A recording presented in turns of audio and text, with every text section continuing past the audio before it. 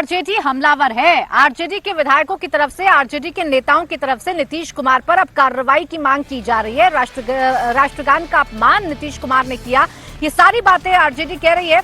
RJD के MLC Sunil Singh ने कहा कि कानून के हिसाब से नीतीश कुमार को राष्ट्रगान के अपमान के लिए 3 साल की सजा होनी चाहिए। महिलाओं के बारे में हम लोगों को अलौकिक ज्ञान दिया था, उस दिन आपको समझ लेना चाहिए था कि अभी उनकी मानसिक स्थिति कैसी है। आपको उस दिन समझ लेना चाहिए था कि जो भारतीय जनता पार्टी के बड़े बड़े कद्दावर नेता जिस तरह से लगातार बोल रहे थे कि आज माननीय मुख्यमंत्री जी की जो मानसिक स्थिति है बिल्कुल सही नहीं है और उनको किसी आरोग्यशाला में भर्ती करा देना चाहिए। तो देखिए, जो कानून है आप लोग भी अच्छी तरह से जानते हैं, जो कानून है उसके तहत इनको 3 साल का सजा होना चाहिए, जिसमें स्पष्ट लिखा हुआ है कि prevention of singing of Indian national anthem, और इसमें स्पष्ट दिया हुआ है कि कोई भी व्यक्ति whoever intentionally prevent the singing of the Indian national anthem or causes disturbance to any assembly engaged in the such singing shall be punished with the imprisonment for a term which may extend to 3 years। अब देखिए, सब कुछ हंगामा क्यों है बरपा, ये मैं आपको बता देती हूँ। दरअसल एक कार्यक्रम का आयोजन कल बिहार में किया गया था, उद्घाटन बिहार में कार्यक्रम का होना था और इसी दौरान राष्ट्रगान चलाया गया। लेकिन इस राष्ट्रगान के दौरान नीतीश कुमार ने कुछ ऐसा किया जो सवालों के घेरे में आ गया। ये वीडियो उसी कार्यक्रम का है जिसमें बिहार के मुख्यमंत्री नीतीश कुमार ने राष्ट्रगान का अपमान किया था। दरअसल पटना में सेपक टकरा विश्व कप का आयोजन किया गया, जिसका उद्घाटन समारोह था। इस दौरान जब राष्ट्रगान बज रहा था तो मुख्यमंत्री नीतीश कुमार प्रधान सचिव दीपक कुमार के साथ बात करते दिखे। उन्होंने उनका हाथ पकड़ा। जब प्रधान सचिव ने सावधान की मुद्रा में रहने का इशारा किया तो मुख्यमंत्री नीतीश कुमार वहां मौजूद लोगों का हाथ जोड़कर अभिवादन करने लगे, सिर घुमाकर इधर उधर देखने लगे। अब इसको लेकर बिहार की सियासत गरमाई हुई है। आप सभी से अनुरोध है, कृपया राष्ट्रगान के सम्मान में अपनी अपनी जगह से खड़े हो जाइए। Requesting you all to kindly rise up for the national anthem of India।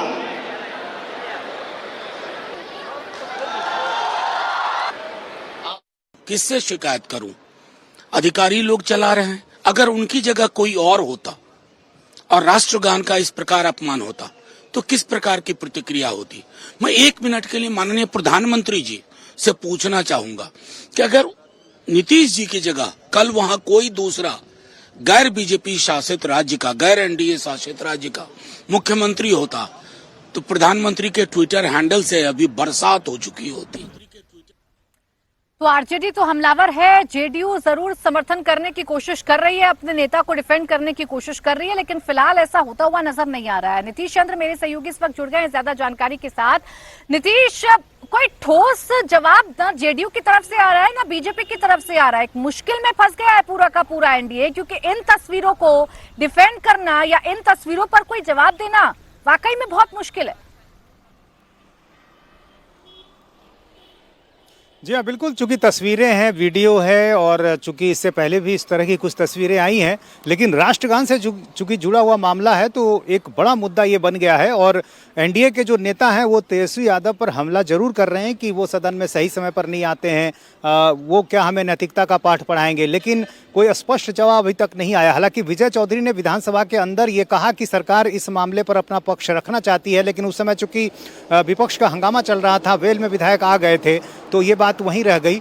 लेकिन विधान परिषद में भी इसको लेकर हंगामा हुआ है। राबड़ी देवी ने इस सवाल को उठाने की कोशिश की, हालांकि उस दौरान उनका माइक बंद हो गया और उसके बाद वहां भी काफ़ी हंगामा हुआ है।